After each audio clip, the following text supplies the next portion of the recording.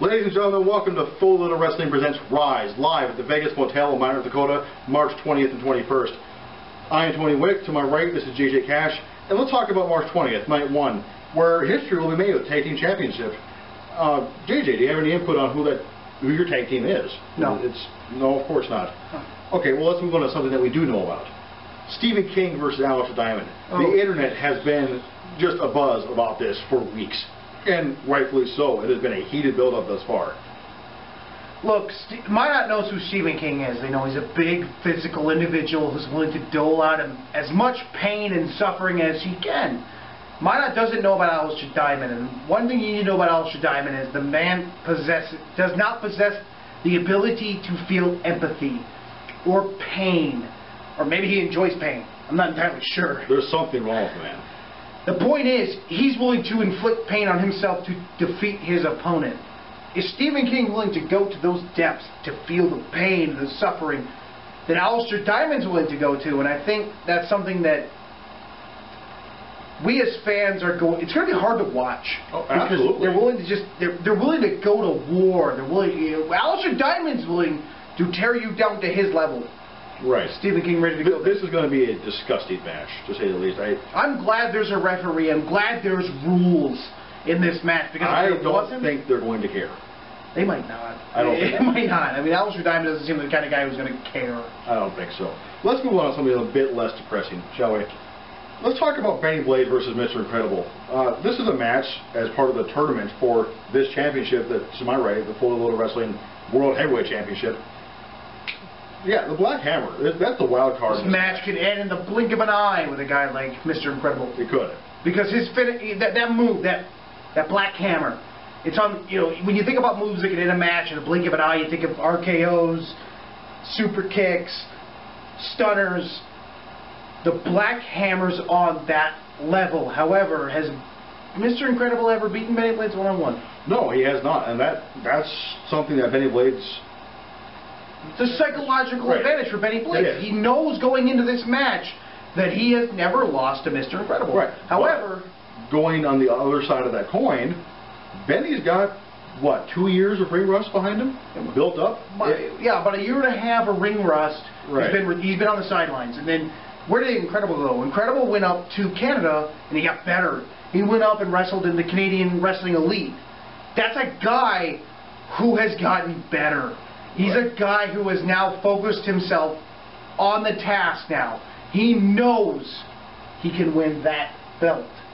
But to get to that belt, he's got to beat a guy he's never beaten. And I'm wondering if that's not in his head. It might not matter if it is or not. I mean, this is a man that he's had prior notice of this match. He's been training. It might not be a factor. It might not be. Let's move on to Wolf Danger versus Rob James. And I know you're not a fan. Seconds to move on. Wolf Danger. I think the heart that Wolf Danger possesses as an up-and-comer, that underdog mentality. Oh, God, it's so sugary sweet. We've seen it time and time again, though. Oh, this Disney underdog story of the little engine that could. Toot, toot. You're a student of the game. Stop for a second. Let me explain something. 6% body fat Rob James is the Minnesota Extreme Wrestling Heavyweight Champion. He's won championships in multiple other places. Wolf Danger, the only reason he's in, I know you're bringing this up, the PWI Top 500, the only reason he's there is his dad wrestled. Move on from that fact, because Rob James is better. He's a better athlete. He's smarter. He's stronger. He's just flat out better. Wolf Danger is nothing compared to Rob James. He's just not there. They're not on the same level. All of that being said, we've seen it time and time again. The 1, 2, 3 kid comes to mind. Oh, these underdogs. A non-title match against somebody on TV. These underdogs come up and they make a name for themselves. They become serious competitors for that top spot. Not at the expense of Rob this James. belt.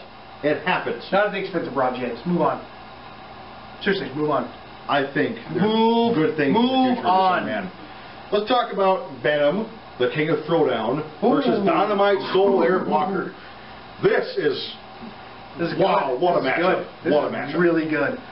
Venom, since you last saw him, has dropped a lot of weight. He used to be above 3 bills. He's now around He hovers between 215 and 220. He's a guy who didn't lose power, which is key. He didn't lose power when he lost the weight. He didn't build power. He's more fluid in that ring. He moves about that ring very easily now. And then you've got a guy like Dynamite Soul Eric Walker, who comes from Georgia. And if you know anything about professional wrestling, that's not a place you mess around. No, you do not trifle with people that wrestle and win championships in Georgia. He won championships in Georgia. I'm a study of the game. I've watched tape. He's a guy who went through street fights. He's a guy who's been around the block. This is going to be a war. These two guys are evenly matched in my book. And if you're a fan of professional wrestling, this is one of those matches that you have to be there for, because they are 100% ready for this tournament. I've talked to both of these guys. They understand what's at stake. It's that belt right there, and that matters to them. Not only that belt, but being the first holder of that belt. History will be made. Right. This is going to be a friggin' war. Venom, King of Throwdown Venom, Dynamite Soul Eric Walker. I can't pick a winner. You know, I'm one of those OCD guys who has to pick a winner. I can't flip a coin. This is going to be awesome. I have to agree with you on this. It's very difficult to decide who's going to win this, who even think about who's going to win this match. You can't. It's going to be awesome. It's a clash of styles. The match is made in the matchup, and this is just going to be something amazing. You must see.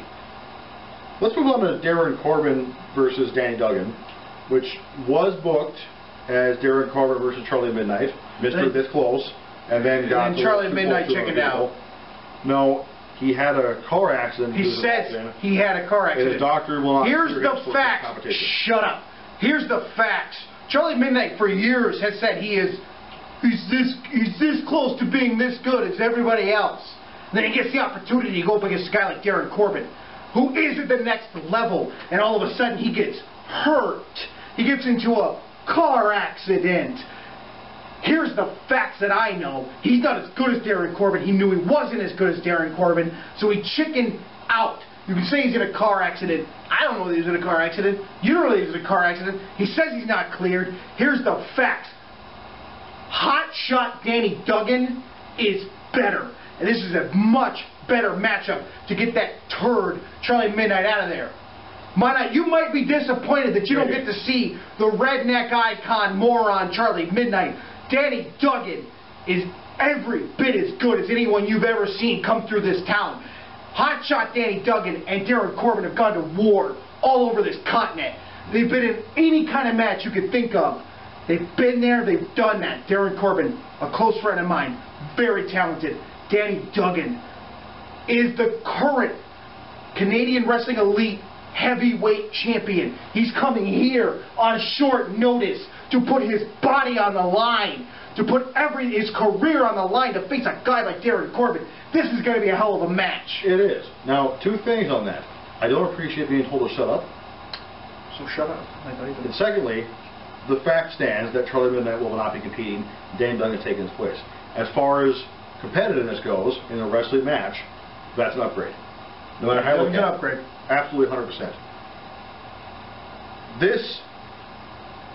All the credentials you've just stated, with the first ever holder of this belt being on the line, these are two men that they're here. It's an international affair now with Danny Duggan involved. This matters. And both men want this belt very badly. It's another match just like Walker versus Venom where I can't pick a winner. Because they've gone back and forth. Right. Let's move on to the main event of March 20th live at the Vegas Motel. It's a four-way tag team match to decide the first tag team turmoil. Elimination tag team match. There are 4 teams. Team US Lame, Team Failriot, the Electric Dojo Morons, and my team. Okay, let's restate that. This is Team USA, Team Lariat, and the Dojo of Electric Muscle versus whoever JJ Cash decides to grace us with that night, and he won't tell us who it is. I won't, because I had to do this stupid show with you to get right with my contract. So I don't want to be near you for more than like 2 minutes. So let's get over that. But I'm gonna break this down unbiasedly because that's my job tonight, to break this down. I've watched tape on everybody, so I'm gonna be unbiased, and let's break it down. Team US Lame. Team USA. That's what I said. Team US Lame. There's Mason, the Mean Marine, Mason Mayhem. Looks like the only thing he's been mean to lately is a buffet line.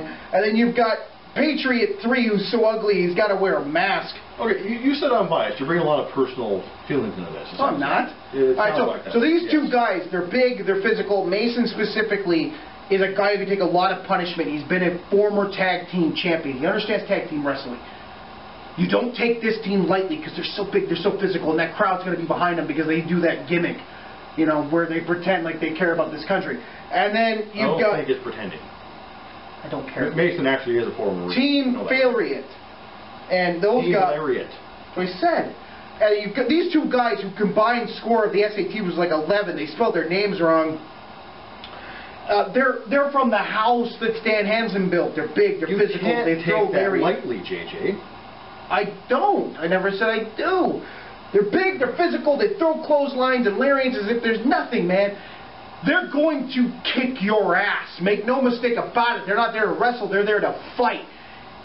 Their goal is to drag it down to their level and kick the living hell out of you. Absolutely, and they will That likely third succeed. team, the Electric Dojo of Morons. The Dojo of Electric Muscle. Yeah, the Dojo of Electric Morons. They're there to do their thing. They're very fast. Kenny Sutra, Matt Nix, they fly around that ring. They do their little indie spots. They jump off the top rope. They do what they do. But here's the fact. My team is going to beat the hell out of all of them. Bring your A game, fellas. Not to win, but put that in your mind. You don't got a shot. It's to survive. Because my team's not going to be only the first ever FLW Tag Team Champions. They're going to be the only FLW Tag Team Champions. That was pretty unbiased, I think. Yeah, absolutely. Broke that down. You've got a strange definition. You've heard it from JJ. We're not going to know who his team is until that night, apparently. Nope. Ladies and gentlemen, we have in front of us, looking forward to a great weekend of wrestling. If I may, upon a fully loaded card. That is very, very clever, JJ. I'm very clever. Cannot wait to see you all there. Have a good night. Thank you. What a great show. Thank you. Oh, thank you. I didn't think so. Have a good night, folks.